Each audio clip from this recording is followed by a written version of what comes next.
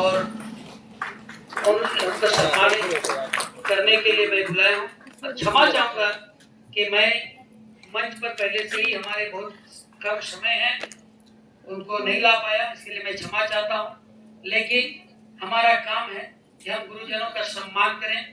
इसी क्रम में एसपी कॉलेज चांडिल के प्रोफेसर प्रिंसिपल कैबर प्रसाद जी तथा स्टेट प्रेसिडेंट आरटीआई एसोसिएशन के मिसेस आर के शर्मा जी, जो मीजाम से हैं, कलकत्ता हाईकोर्ट में लॉयर हैं।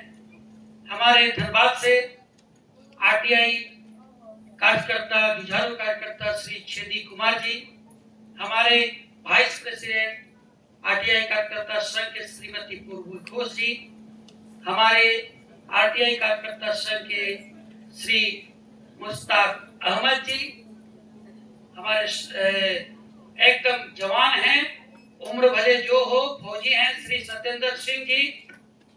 ऐसे ही फौजी तमाम बहुत लोगों का नाम मैं ले नहीं पा रहा हूँ, समय कम है। हमारे आरटीआई कार्यकर्ता संघ के तमाम जुझारू साथियों, मानवाधिकार कार्यकर्तागण तथा आज का जो आपने कार्यक्रम देखा, हमारे एसएस हाई स्कूल की प्रिंसिपल शोभा मैडम जी तथा एसएस हाई स्कूल की बच्चियां, जिन्होंने झारखंड के पारंपरिक रीत से उनका स्वागत किया, हमारे तमाम प्रेस बंधुओं, साथ ही तमाम उपस्थित साथियों को मेरे ओर से, आरटीआई कार्यकर्ता संघ की ओर से हार्दिक अभिनंदन है, स्वागत है और हम आपकी गरिमा में उपस्थिति के लिए आभार व्यक्त करते हैं। मुझे विषय प्रवेश के लिए दिया गया है, बहुत लंबा चौड़ा होगा। Right to information and transparency is the foundation of democracy, अर्थात सूचना का अधिकार और पारदर्शिता लोकतंत्र की नींव है। और right to information and protection of human rights, सूचना का अधिकार एवं मानवाधिकार का संरक्षण। आज विषय वस्तु मैं बता दूंगा संक्षिप्त में।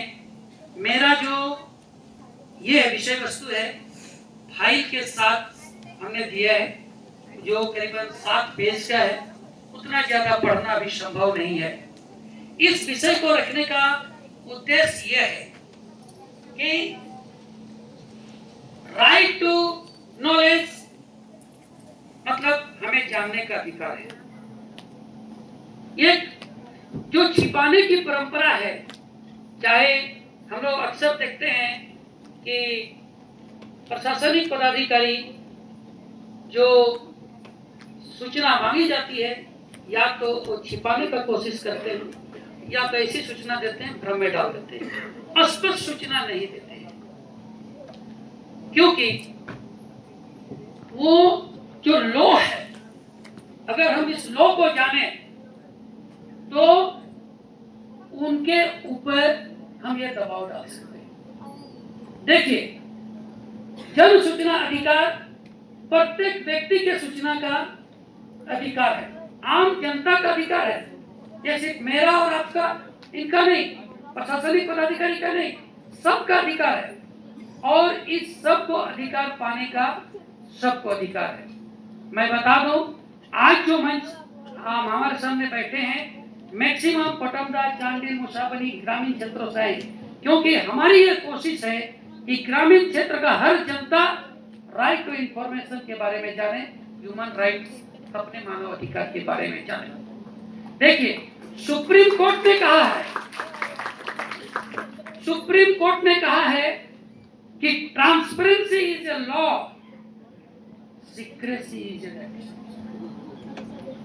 पारदर्शिता नियम है और आप जो छिपाते हैं वो अपवाद है। कुछ अपवाद है जिसको आप नहीं उजागर कर सकते हैं। अगर वो राष्ट्रीय सुरक्षा का मामला, तो ऐसे कुछ बात है।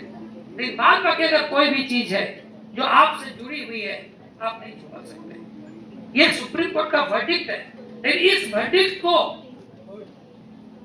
हम में प्रशासन के, जन सूचना अधिकारियों के, अपीलीय पदाधिकारियों के और आयोग के कान में ये आवाज देने की जरूरत है।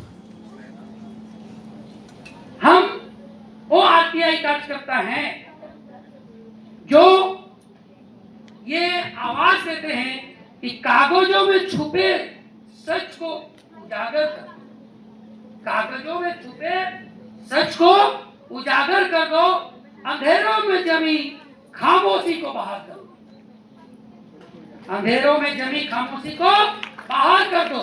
जो छिपी हुई चीज है उसको बाहर लाने के लिए आरटीआई कार्यकर्ता को सशक्त करो। हमारा एक शब्दों में कहना है कि राइट टू इंफॉर्मेशन, सूचना का अधिकार और ट्रांसपेरेंसी हमारे लोकतंत्र के नींव है। अगर लोगों को उसका जानने का अधिकार नहीं मिलेगा, पारदर्शिता नहीं लाई जाएगी, तो किसी भी राज्य और किसी भी देश का लोकतंत्र को जीवित समझा नहीं जाएगा।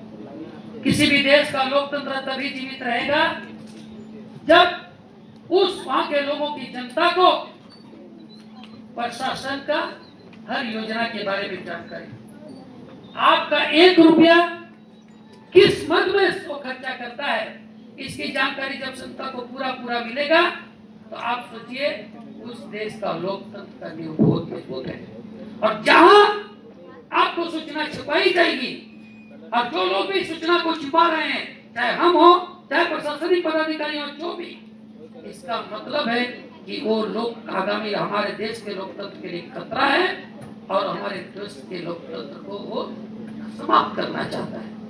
और यही लड़ाई हम लोग की है कि हम ट्रांसपेरेंसी लाएंगे, पारदर्शिता लाएंगे और लोकतंत्र को बचाएंगे। दूसरी ओर जो right to information protection of human rights है, इस सब्जेक्ट को देने के पीछे कारण यह है कि ये दोनों एक दूसरे से जुड़ा हुआ है, एक के बिना दूसरा अधूरा है। मान लीजिए आपको किसी ने बंदी बना लिया, पुलिस ने अरेस्ट कर लिया, लेकिन आपको सूचना नहीं दे रहा है, आपको सूचना नहीं दे रहा है। नियम है कि 48 घंटे के अंदर उसको सूचना देना है अगर आप आरटीआई मांगते हैं। अगर वो नहीं दे रहा है तो प्रथम अपील में जाएंगे और नहीं तो आयोग में जाएंगे। लेकिन विडंबना यह है कि हमारे देश के बहुत सारे राज्यों में सूचना आयोग का तंत्र ही फेल है, मतलब वहाँ आयोग और मुख्य सूचना की नियुक्ति नहीं हुई है। मसलन झारखंड में हमारे मित्र ने बताया मई 2020 से न तो मुख्य सूचना आयुक्त है न सूचना, और माननीय उच्च न्यायालय, माननीय सर्वोच्च न्यायालय के आदेश के बावजूद भी आज तक टिल डेट जब मैं आपके पास ये बातें बता रहा हूँ, सूचना आयुक्त की नियुक्ति नहीं हुई। तो अगर आपका मानवाधिकार का हनन हो रहा है तो उस हनन को रोकने के लिए भी एक हथियार सूचना अधिकार है। पूरे विस्तृत से हम लोग आगे टेक्निकल सेशन में चर्चा करेंगे। आप सब आए हैं, आप सबको रहना है, हमारे जो विशेषज्ञ हैं वे हमें बताएंगे। और मैं इन्हीं शब्दों के साथ अपना वाणी को विराम देता हूं कि आइए हम एक संकल्प लें और कलम की ताकत से आओ दुनिया को बदलते हैं। जोहार, जय झारखंड, जय।